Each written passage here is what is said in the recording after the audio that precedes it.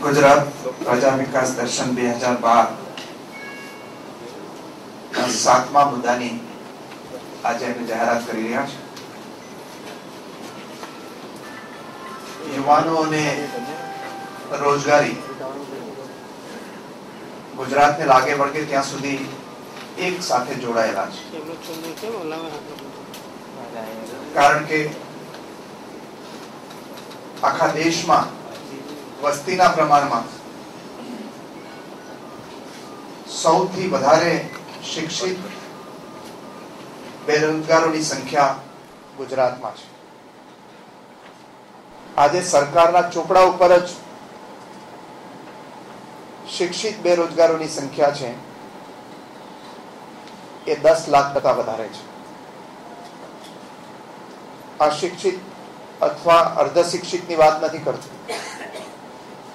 એ તો એનાથી 3 ગણી સંખ્યામાં થઈ શકે। અને એના માટે કોઈ રોજગાર નીતિ રાજ્ય સરકારે બનાવી નથી, અને જે જૂની નીતિ ચાલુ છે એમાં પણ એનો અમલ થતો નથી। આખરે વ્યાપાર ઉદ્યોગ નીતિ છે એવી જ બનાવવી જોઈએ કે જેનાથી સૌથી વધારે રોજગારી મળે। એને બદલે આપણે રાજ્યની તિજોરીના જે નાણાં છે એ રાજ્યની બીજા સંસાધનો, જમીન સહિતના સંસાધનો, એનો ઉપયોગ છેલ્લા 10 વર્ષમાં મોટા ઉદ્યોગપતિઓ માટે થયો છે। આખા ભારતની અંદર સૌથી વધારે ગૌચર વેચી નાખવાનો રેકોર્ડ રાજ્યના મુખ્યમંત્રીશ્રીએ કર્યો છે। સરકારી જમીન વેચવાનો રેકોર્ડ પણ એમણે કર્યો છે। વેચવાનો ભાવ છે એ પણ રિઝર્વ બેંકમાં જે ચલણમાં નથી એવા સિક્કાઓથી કરવામાં આવ્યો છે।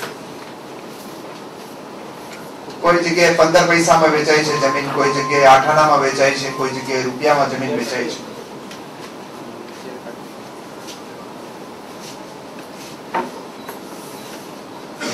એટલે એ નીતિનો સંપૂર્ણ અભાવ છે, અને એ નીતિઓમાં પણ જે કોંગ્રેસની સરકારે નક્કી કરેલું કે 80% રોજગારી છે સ્થાનિક આપવી જોઈએ, એમાં મોટા ઉદ્યોગ ગૃહોને છૂટ આપવામાં આવી છે, અને બીજામાં પણ એમનો અમલ થતો નથી। એને કારણે સૌથી વધારે બેકાર યુવાનોની સંખ્યા છે એ ગુજરાતમાં છે।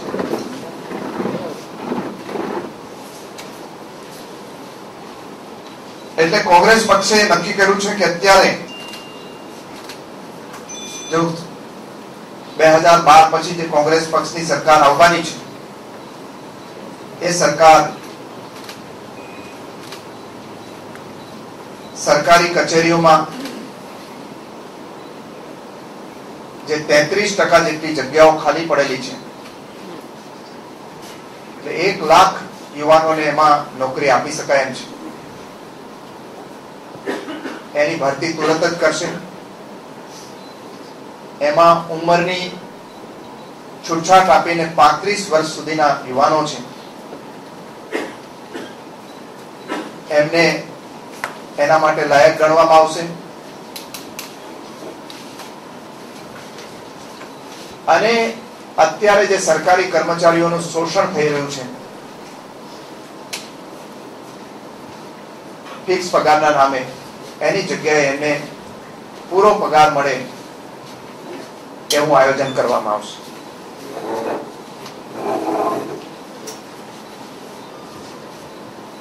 અને રાજ્ય સરકાર નવી રોજગાર અને ઉદ્યોગ નીતિ લઈ આવશે,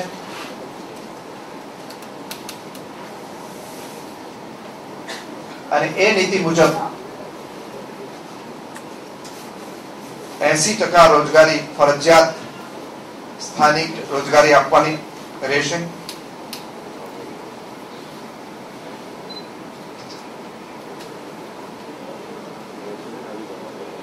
5 વર્ષમાં 10 લાખ નવી નોકરીઓનું સર્જન ખાનગી ક્ષેત્રોમાં થાય એ પ્રકારનું આયોજન અને નીતિ લઈ આવશે. સ્વર્ગસ્થ ઇન્દિરા ગાંધીએ એપ્રેન્ટિસશીપ એક્ટ લઈ આવીને દરેક વ્યવસાયિક કેન્દ્રો અને ઉદ્યોગ ગૃહોને શિક્ષિત અને ટેકનિકલ લોકો યુવાનોને સ્ટાઇપેન્ડ સહિતની તાલીમ આપવા માટેનો કાયદો લાવવામાં આવ્યો.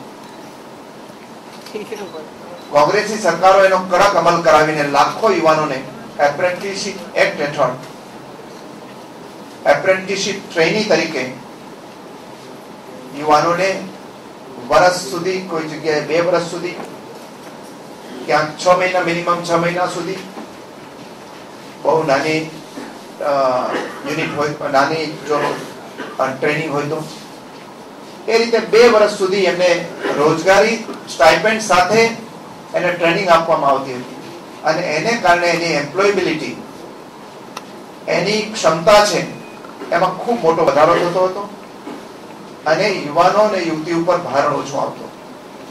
ગુજરાતની અંદર આ સરકારે ઉદ્યોગોને એના અમલમાંથી બિનકાયદેસર રીતે છૂટછાટ આપેલી છે.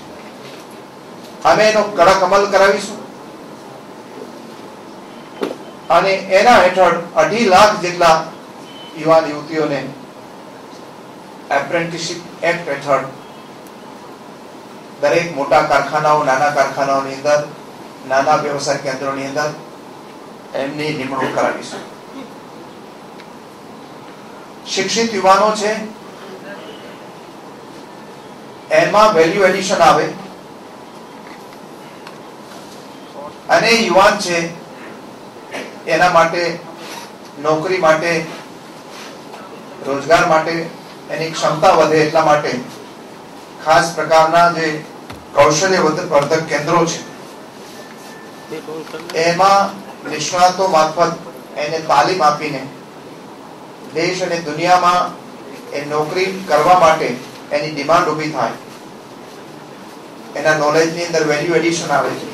એટલા માટે તાલીમ આપીને 2.5 લાખ જેટલા શિક્ષિત બેરોજગાર યુવક યુવતીઓને 5 લાખ જેટલા 2.5 લાખ નહીં 5 લાખ જેટલા શિક્ષિત યુવાનોને કૌશલ્યવર્ધક કેન્દ્રો મારફત તાલીમ આપીને રાષ્ટ્રીય કક્ષાનો અને વિશ્વ કક્ષાનો એક માનવ બળ, એક પુલ તૈયાર કરવામાં આવશે. રાજ્યમાં 100 જેટલી નવી આઈટીઆઈ શરૂ કરીને એ આઈટીઆઈમાં પણ નવી તરહના કોર્સ ઉભા કરવામાં આવશે જેની ડિમાન્ડ સૌથી વધારે હોય એવા. જે પરંપરાગત કારીગર વર્ગ છે, વિશ્વકર્મા સમાજ છે, વણકરો છે, ચમારકામ કરતા ચમાર ભાઈ બહેનો છે, ભરત ગૂંથણ અને એવા કામમાં લાગેલા છે, આ જે પરંપરાગત વ્યવસાયો કરે છે એમના જે યુવાન દીકરા દીકરીઓ છે, ભણેલા છે, એને વ્યવસાયમાં મૂલ્યવર્ધિતા આવે, વેલ્યુ એડિશન આવે, એટલા માટે એને તાલીમ આપવા માટે ગુજરાતમાં હેન્ડીક્રાફ્ટ એકેડેમીની રચના કરાશે.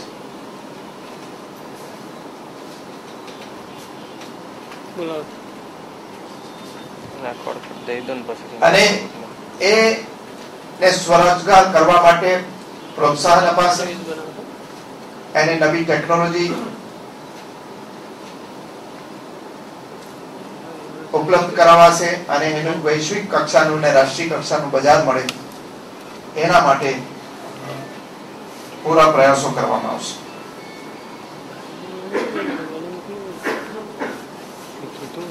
જે વ્યવસાયિક શિક્ષણ લીધેલું છે, આઈટીઆઈ, ડિપ્લોમા કે degree engineering college, pharmacy, MBA, commerce સહિતના જે ગ્રેજ્યુએટ છે અથવા તો ડિપ્લોમા કોર્સ કરેલા છે કે સર્ટિફિકેટ કોર્સ કરેલા છે એવા યુવાન યુવતીઓ પોતાનો વેપાર ઉદ્યોગ શરૂ કરી શકે અને નવા એન્ટરપ્રિનર ઉભા થાય એ કોંગ્રેસ પક્ષની નીતિ રહેવાની. ભૂતકાળની અંદર જીઆઈડીસીઓ ની અંદર જ્યારે કોઈ એન્ટરપ્રિનર હોય, થોડી ઘણી મૂડી હોય, થોડું અથવા તો કંઈક થોડું જ્ઞાન હોય, એવા લોકો જીઆઈડીસી ના પ્લોટ માટે અરજી કરતા. એને Gujarat state finance corporation loan આપતું, એને રાજ્ય સરકાર સબસિડી આપતી અને પ્લોટ વિકસિત પ્લોટ જીઆઈડીસી ની અંદર મળી જતો. એને પાણી અને વીજળી પણ તુરંત મળી જતા હતા. અને આ વ્યવસ્થા હવે જે શિક્ષિત યુવાનો છે, બેરોજગાર યુવાનો, એના માટે કરવાના છે. અને એને ઇન્ડસ્ટ્રીયલ એસ્ટેટમાં 500 કે 1000 વારના નાનું યુનિટ શરૂ કરવા માટે પ્લોટ મળે, એને લોન મળે, એને સબસિડી મળે. એનું આયોજન કોંગ્રેસ પક્ષની સરકાર પહેલા કર્યું હતું અને ફરી પાછું કરવાના છે. અને જીઆઈડીસીઓ ની અંદર એન્જિનિયરિંગ ગ્રેજ્યુએટ, એન્જિનિયરિંગ ડિપ્લોમા કે આઈટીઆઈ કરેલા કે એમબીએ કરેલા યુવાનો છે, એને અમે પ્રાધાન્ય આપવાના છે.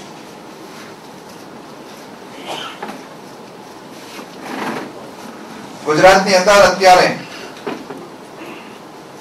નરેન્દ્ર મોદીના શાસનમાં જ 65,000 જેટલા સ્મોલ સ્કેલ ઇન્ડસ્ટ્રીઝ બંધ થઈ પડી છે. આ એમની સરકારે આપેલો આંકડો છે, 65,000. હવે આ 65,000 સ્મોલ સ્કેલ ઇન્ડસ્ટ્રી છે, એમાં મિનિમમ આપણે 10 ની રોજગારી ગણીએ તો પણ 6,50,000 જેટલા લોકો, હું તો મિનિમમ કહું છું, કારણ કે સ્મોલ સ્કેલ ની અંદર મિનિમમ 10 તો હોવા જોઈએ, પણ એનાથી વધારે કોઈ જગ્યાએ 100 હોય છે, કોઈ જગ્યાએ 200 હોય છે.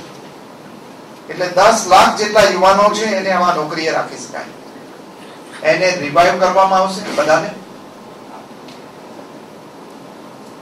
અને શક્ય હોય જ્યાં સુધી કાનૂની બધી તપાસ કરીને એમાં રિવાઇવ કરવા માટે જે એન્જિનિયરિંગ ગ્રેજ્યુએટ કે મેનેજમેન્ટના ગ્રેજ્યુએટ કે કોમર્સના ગ્રેજ્યુએટ કે ડિપ્લોમા ધરાવનાર કે સર્ટિફિકેટ ધરાવનાર યુવાનોને એને પ્રાયોરિટી આપી અને એ શરૂ કરે, એ માટે એને પ્રોત્સાહન પણ અપાશે.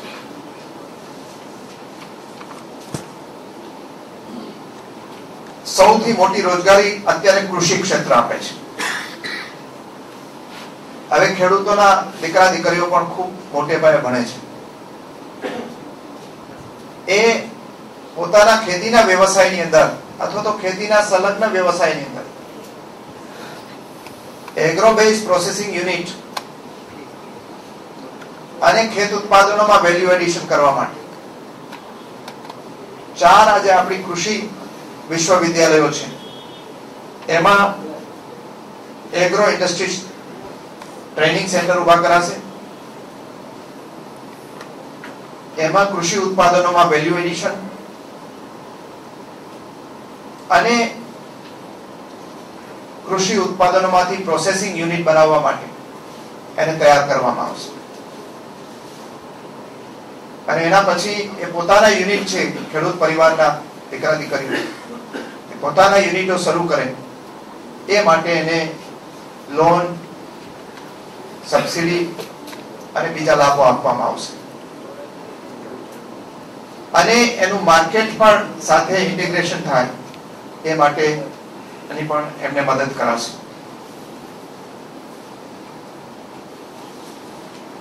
આદિવાસી પૂર્વ પટ્ટીમાં જે 12 જિલ્લાઓ છે આપણા, એમાં રોજગારીની ખૂબ મોટી મુશ્કેલી છે. વર્તમાન સરકારની નીતિને કારણે જે કારખાના ઉભા થયા છે મોટા શહેરોની આસપાસ, જમીનો મેળવવા માટે મોંઘી જમીનો સસ્તા ભાવે મળી જાય અને એની એસેટ વેલ્યુ છે એ અનેક ગણી વધી જાય, એટલા માટે નજીકમાં જમીનો મેળવીને કરવામાં આવી છે. કોંગ્રેસ પક્ષની સરકાર જે આદિવાસી બેલ્ટ છે આપણો, એ બેલ્ટની અંદર સ્વરોજગાર જે પરંપરાગત વ્યવસાયો છે એના માટે સ્વરોજગાર કેન્દ્રો ઉભા કરશે અને ત્યાંના યુવાન યુવતીઓને જુદા જુદા વ્યવસાયો અને ટ્રેડની અંદર તાલીમ આપવા માટે ખૂબ જેમની વિશ્વ કક્ષાની અંદર જેની એક્રેડિશન થયેલી છે એવી સંસ્થાઓ મારફત એને તાલીમ આપી અને નોકરીઓ માટે તૈયાર કરાશે. અને જે લોકો સ્વરોજગાર કરે છે એમને તમામ પ્રકારની સહાય આપવાનું પણ અમે આયોજન કરેલું છે. અત્યારે ભારતની અંદર સૌથી વધારે જે રોજગારી આપે છે ટેલેન્ટેડ યુવાનોને આઈટી નું ક્ષેત્ર છે. પરંતુ ગુજરાતમાં આઈટી નો એકડો જ નીકળી ગયેલો છે. 1 થી 10 રાજ્યોની અંદર પણ ગુજરાતનું નામ નથી. અને એને કારણે ગુજરાતનું આઈટી એજ્યુકેશન અને આઈટી ઇન્ડસ્ટ્રી એનું અસ્તિત્વ જેવું જ નથી બીજા રાજ્યોની પ્રમાણમાં. ગઈકાલે જ અમારે ડોક્ટર શ્યામ પિત્રોડા જોડે વાત થઈ છે. એને આ ક્ષેત્રની અંદર માર્ગદર્શન આપવાનું ગુજરાત માટે સ્વીકાર્યું છે. અને કોંગ્રેસ પક્ષ નવી આઈટી પોલિસી લઈ આવશે, નવી આઈટી શિક્ષણની નીતિ લઈ આવશે અને આઈટી શિક્ષણના ભાગરૂપે જ અમે ફ્રી લેપટોપ બધા કોલેજના વિદ્યાર્થીઓને આપવાનું નક્કી કરેલું છે. અને બધા જ વિદ્યાર્થીઓને આઈટી એમ્પાવર્ડ કરીને મોટે પાયે આઈટીમાં રોજગારી મળે એના માટેની અમે નીતિ લઈ આવીશું. દરિયા કિનારો છે, આખા દેશનો લાંબામાં લાંબો 1600 કિલોમીટરનો દરિયા કિનારો ગુજરાત પાસે છે. અને આ એક મોટી એસેટ છે ગુજરાતની, એનો કોઈ ઉપયોગ થયો નથી. ટુરિઝમ, દરિયાઈ સંપત્તિનો ઉપયોગ સહિતના ક્ષેત્રોમાં મોટે પાયે રોજગારી મળી શકે છે. અને એટલા માટે ત્યાં કોસ્ટલ ડેવલપમેન્ટ ઓથોરિટી બનાવીને મોટી રોજગારીનું દરિયા કિનારા ઉપર સર્જન કરવા માંગીએ છીએ.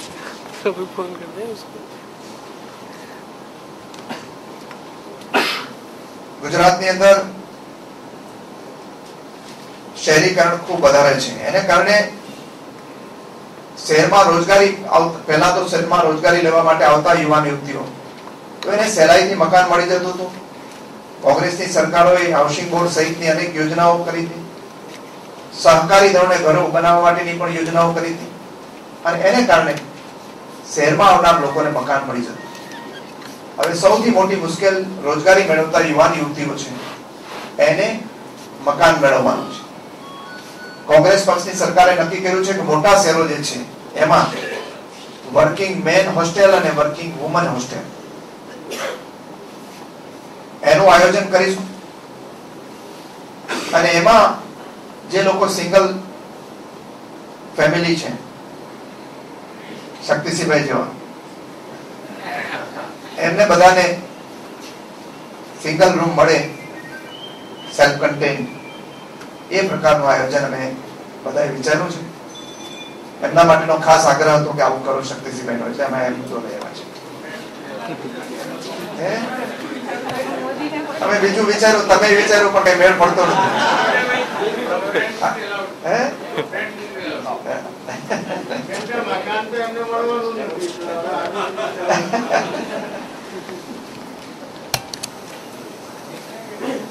એટલે આ પ્રકારનું અમે યુવાનોને રોજગારી મળે એના માટે વિચાર્યું છે. છેલ્લા 11 વર્ષ મુખ્યમંત્રીશ્રીએ મોટા ઉદ્યોગપતિઓના તિજોરીની બહુ ચિંતા કરી છે. અને તિજોરીનો મોટો હિસ્સો એને ઉદ્યોગપતિઓના પર્સ પાછળ ખર્ચ્યો છે. ઔદ્યોગિકરણ પાછળ ખર્ચાય થોડા ઘણા પૈસા, એમાં બહુ ચિંતા ન કરવાની. પરંતુ 5, 10, 15 ઉદ્યોગપતિઓને જ બધું મળી જાય અને ઉદ્યોગપતિઓ અને પોલિટિશિયનોની આખી સર્કિટ બની અને ગુજરાતનું જે શોષણ કર્યું છે, ગુજરાતના યુવાનોનું જે શોષણ થયું છે, એ અમે બંધ કરાવીશું. અને જે રાજ્યના સંસાધનો છે, બજેટ અને જમીનની સંપત્તિ, દરિયા કિનારાની સંપત્તિ, એ યુવાનોને રોજગારી માટે ટ્રાન્સફર થઈ શકે એ પ્રકારનું અમે આયોજન વિચાર્યું છે. બાકી કઈ થોડા ઘણા જે કઈ મુદ્દાઓ છે એ આદરણીય શક્તિસિંહભાઈ અને પછી મુરબ્બી બાપુ આપણે કહેશે.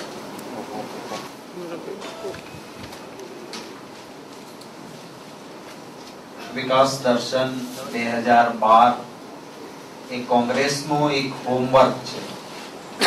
રાજ્યના આમ આદમીને શું જોઈએ છે એની ચિંતા કરીને અમારું આ એક મુદ્દા વાઇઝ અમે આપના સામે અમારું ગૃહ કાર્ય આપીએ છીએ અને આપ સૌનો પણ પૂરતો સહયોગ રહ્યો છે અને જનતાને પણ એક વિશ્વાસ કે અમે આ હોમવર્ક કરીને આ મુદ્દાઓ આપની પાસે મૂકીએ છીએ. એમાં આજે યુવાનોની ચિંતા કરી છે. ગુજરાત સરકારના રોજગાર અને તાલીમ નિયામકની કચેરીનું પત્રક 14.1 આપને વિધાનસભામાં પણ પત્રકાર ગેલેરીમાં જે અપાય છે આપે જોયું છે. એ પત્રક 14.1 વિધાનસભામાં જે રજૂ થયું છે એમાં જે આંકડા અપાયા છે એ પ્રમાણે ગુજરાતમાં કોંગ્રેસની સરકાર 1995 માં હતી. એ સમયે પૂર્ણકાલીન સરકારી કર્મચારીઓની સંખ્યા 2,15,000 હતી. આ સંખ્યા 17 વર્ષે વધવી જોઈએ. વસ્તી વધી છે, આયામો વધ્યા છે, વિભાગો વધ્યા છે. આ સરકારી કર્મચારીઓની સંખ્યા 2,15,000 માં જે 95 માં કોંગ્રેસના શાસનમાં હતી એ ઘટી 1,74,000 થઈ. યુવાનોને રોજગારની પૂર્ણકાલીન સરકારી કર્મચારી તરીકેની જગ્યામાં વધવાના બદલે ઘટાડો થયો. અર્ધ સરકારી કર્મચારીઓ એમાં પણ સંખ્યા વધવાના બદલે 80,000 નો ઘટાડો થયો છે. આ સરકારી પત્રકના આંકડા છે, મારા આંકડા નથી. નોંધાયેલા સરકારના ચોપડે નોંધાયેલા શિક્ષિત બેરોજગારનો આંકડો સોશિયો ઇકોનોમિક સર્વે ગુજરાત સરકારનો જે છે સામાજિક આર્થિક સર્વેક્ષણ વિધાનસભામાં છેલ્લા સત્રમાં રજૂ થયું, એનો આંકડો બતાવે છે કે 8,25,488 નોંધાયેલા શિક્ષિત બેરોજગાર ગુજરાતમાં છે. શિક્ષિત 11-12 અને છેલ્લા થોડા જ સમયનો જે આંકડો છે એ જ સોશિયો ઇકોનોમિક સર્વેમાં વર્ષવાર જે આંકડા અપાયા છે એના કરતા 2.5 લાખ શિક્ષિત બેરોજગારો વધ્યા છે. જો ગુજરાતના મુખ્યમંત્રી શ્રી લાખોની નોકરીનો દાવો કરે છે તો આ આંકડો ઘટવો જોઈએ. એના બદલે છેલ્લા વર્ષોમાં 2.5 લાખ શિક્ષિત બેરોજગારો વધ્યા છે. એપ્રેન્ટિસ ને ટેમ્પરરી નોકરીના યુવાનોને કાગળિયા પકડાવવાનો જે ખેલ કર્યો એ સાચી નોકરી નથી. એ માત્ર ટેમ્પરરી એપ્રેન્ટિસ અને એમાં પણ આઉટસોર્સિંગ ના લોકો. કોંગ્રેસની નીતિ છે કે સત્તામાં આવીશું કોઈ યુવાનોનું શોષણ ના કરે એની ચિંતા થશે. આઉટસોર્સિંગ ના માધ્યમથી વચ્ચેનો માણસ મલાઈ ખાય એમ નહીં. ગુજરાતના રિસોર્સિસ વાપરવા હોય, ગુજરાતનો પાવર, ગુજરાતની જમીન, ગુજરાતનું પાણી વાપરવું હોય તો કામ કરનારને સીધો પૂરો પગાર કોઈ પણ કંપનીએ ગુજરાતમાં કામ કરવું હશે તો આપવો પડશે. કોંગ્રેસ શાસન વખતની જે નીતિ હતી 80% ગુજરાતી એટલે ભલે બિહારમાંથી આવીને રહે કે મહારાષ્ટ્રમાંથી, પરંતુ ગુજરાતમાં વસતા હોય, એનો પરિવાર હોય, બોર્ન બ્રોટ અપ અથવા તો રહેણાંક છેલ્લા સમયથી ગુજરાતમાં હોય, ગુજરાતી. એવા ગુજરાતીને 80% ને નોકરી આપવાનું ફરજિયાત અમલમાં મુકાશે. ટાટા જેવાને કોઈને છૂટછાટ આપી હશે તો એ નીતિની પણ પુનઃ વિચારણા થશે. ગુજરાતી એટલે મેં કહ્યું એમ ફરી વખત દોહરાવું છું કે માત્ર ગુજરાતીની વ્યાખ્યા સીમિત નથી. બહારથી આવીને એ વર્ષોથી રહેતા છે એ ગુજરાતી જ છે, પરંતુ આખો પરિવાર રહેતો હોય ઉત્તર પ્રદેશમાં કે મહારાષ્ટ્રમાં, ગુજરાતી બેરોજગાર રખડે અને મહારાષ્ટ્રમાંથી એક જણાને અહીંયા નોકરીમાં ભરતી થાય, એ નહીં ચાલે. 80% સ્થાનિક ગુજરાતીને નોકરી આપવી પડશે. ભૂતકાળમાં ચિંતા થતી હતી જે સ્કિલ છે ગુજરાતીઓનું એના માટેની, જેમ કે મહુવા આપણું હોય કે બોટાદ હોય, સંઘેડાના રમકડાને સંઘેડાના ફર્નિચર બનતા આપણે એક્સપોર્ટ કરતા. શિહોર હોય તો તાંબા, પિત્તળ અને કાંસાના ઉત્તમ વાસણો બનતા, બહારના રાજ્યોમાં પણ એની માંગણી હતી. ટેરાકોટાના રમકડા બનતા, એના વાસણો બનતા, એની બહાર ડિમાન્ડ રહેતી. રાજકોટમાં એન્જિનિયરિંગના સ્પેર પાર્ટ્સ બને, એક્સપોર્ટ થાય. સુરતના હીરા ઉદ્યોગ સાથે કામ કરતા લોકો માટેની એક કટોરી બનાવવાની હોય કે સરાણ બનાવવાની હોય, એ ગુજરાતી નાનો ભાઈ બનાવતો. મોરબીની ટાઇલ્સ, મોરબીની ઘડિયાળ, આવી અનેક વસ્તુ. સુરેન્દ્રનગરમાં જિંતાન થર્મોમીટરનું કારખાનું હોય, બ્રાસ પાર્ટ, બેરિંગના પાર્ટ, આ બધા જે નાના મોટા કામો હતા, આ સરકારે ભાજપની છેલ્લા વર્ષોમાં બધા જ ઉદ્યોગોને મૃતપાય કર્યા છે. સ્કિલ વાળા યુવાનોને રોજગારી આત્મનિર્ભર રીતે પ્રાપ્ત થાય એના માટેનો સ્પેશિયલ કાર્યક્રમ એ કોંગ્રેસ દ્વારા આપવામાં આવશે. જિલ્લા પંચાયતો હસ્તક આ પ્રકારના કારીગરોને, દાખલા તરીકે સુથારનો દીકરો સુથારી કામ કરતો હોય, ભણેલો ન હોય, પણ એ સુથારના દીકરાને અદ્યતન વસ્તુ બનાવવા અને વપરાશ, પરંપરાગત સાધનોમાંથી નવા સાધનો કેમ વપરાય, ક્યાંથી મળે, એના માટે દરેક જિલ્લા પંચાયત હસ્તક નાના મોટા આવા વર્ગો ચાલતા હતા, જે આ ભાજપની સરકારે બંધ કર્યા છે. અમે દરેક જિલ્લા મથક પર કૌશલ્યવર્ધક, ભલે શિક્ષિત નથી પરંતુ કુંભારનો દીકરો, એને વાસણો બનાવવાનું એનું સ્કિલ છે, તો એની કઈ ઉત્તમ માટીમાંથી શું બને, નવા સંશોધનો શું છે, દુનિયામાં શું બને છે, એનું કૌશલ્યવર્ધન માટેનું કામ પણ થશે. યુવાનો માટે ઓસ્ટ્રેલિયામાં એક બહુ જ સફળ સ્કીમ છે. આપણે સામાન્ય રીતે ઘરમાં નાનું મોટું કામ પતિ કરતો હોય છે, કે ફ્યુઝ ઉડી ગયો, ગેસનો બાટલો બદલાવવાનો છે, ટીવી ના અંદર કે નાનો પ્રોબ્લેમ થઈ ગયો છે, નાનું વાયરિંગ બળી ગયું છે, ટેલિફોનની લાઈન તૂટી ગઈ છે. આવા નાના મોટા કામ કરવા માટે યુવાનને કૌશલ્ય પૂરું પાડીને જેક ઓફ ઓલ બનાવવાની એક સ્કીમ ત્યાં ચાલે છે, અને યુવાનોને બહુ જ સારું રોજગારી ત્યાં મળે છે. એને હાયર એ હબી કરીને આખો પ્રોજેક્ટ ત્યાંની સરકારે કર્યો છે. અમે અહીં એવા યુવાનોને તૈયાર કરીશું કે જેમ આપણે ડોક્ટર ઓન કોલ આવે એમ એને ફોન કરીએ, એ યુવાન આપણે ત્યાં આવે, એને કૌશલ્ય પૂરું પાડેલું હોય કે ફ્યુઝ બદલાવવાનો છે, એ આવીને ફ્યુઝ બદલાવી જાય. આપણે વાયરિંગ બળી ગયું છે, એ વાયરિંગ કરી શકે. આપણે ત્યાં નાના મોટો બાથરૂમનો દરવાજો તૂટી ગયો છે, એના બીજાગરા નાખવાના છે, તો એના પાસે સ્કિલ છે. એવું સ્કિલ ડેવલપ થાય અને યુવાનોને આત્મનિર્ભર રોજીરોટી મળે. બાપુ વિશેષ વાત એમાં કરશે, આ પ્રકારના કામ કરતા મિત્રોને મોટર બાઇક, જેને બાપુ વિગતથી વાત કરશે, કે એની પાસે મોટરસાયકલની સુવિધા ઉપલબ્ધ થાય.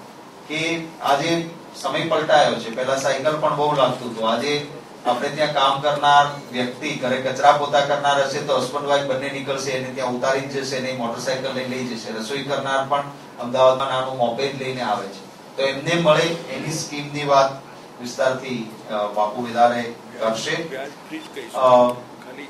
આઈટી ના ક્ષેત્રે બેંગ્લોર થી માંડીને બીજા રાજ્યોની સરખામણી કરી શકે એવું યુથ આપણી પાસે છે. કમનસીબે ઇન્ફ્રાસ્ટ્રક્ચરના નામે વાતો થઈ છે, પરંતુ ગુજરાતમાં 450 કરોડ આઈટી ઇન્ફ્રાસ્ટ્રક્ચર માટે G-SWAN Gujarat state wide area નેટવર્કના નામે આખો ઉભો કર્યો. ગાંધીનગરમાં મારે ત્યાં પણ G-SWAN ચાલતું નથી, જેને મુખ્યમંત્રી શ્રી ગામડા સુધીની વાત કરે છે. મારે BSNL નું વાઈફાઈ મારા ખર્ચે મારા બંગલામાં રાખવું પડ્યું છે, કારણ કે G-SWAN ની સ્પીડ મળતી નથી, કનેક્ટિવિટી મળતી નથી. અનેક સ્કૂલોમાં જઈને મેં પૂછ્યું છે, ખબર નહીં ક્યાં એરટેલના નામે ગામડાઓમાં ડીશો ઊભી કરવાની વાત કરી. જઈએ છીએ તો ગ્રામ પંચાયતના સ્ટોરમાં ડીશો પડી છે. સાહેબ એક દિવસે આવેલું એક મોટો ભ્રષ્ટાચાર ઇન્ફ્રાસ્ટ્રક્ચર આઈટી ના ક્ષેત્રમાં થયો અને વાતાવરણ ઊભું નથી થયું. અમારો પ્રયત્ન રહેવાનો છે કે ઇન્ફ્રાસ્ટ્રક્ચર એવું ડેવલપ થાય કે સ્કિલ વાળો ગુજરાતમાં ગામડામાં બેઠેલો યુવાન આઉટસોર્સિંગમાં અમેરિકાનું એકાઉન્ટિંગ કરીને ડોલરમાં પગાર મેળવી શકે એ પ્રકારનું ઇન્ફ્રાસ્ટ્રક્ચર ઊભું કરવાનું અને એના મારફત આંતરરાષ્ટ્રીય કક્ષાએથી પણ રોજગારી પ્રાપ્ત થાય એ માટેની કોંગ્રેસની તૈયારી રહેવાની છે. આપ સૌનો ખૂબ આભાર. અને હું માનની શંકરસિંહજી વાઘેલાને વિનંતી કરીશ કે આ ક્ષેત્રમાં કેટલાક મુદ્દાઓ તરફ પ્રકાશ પાડશે.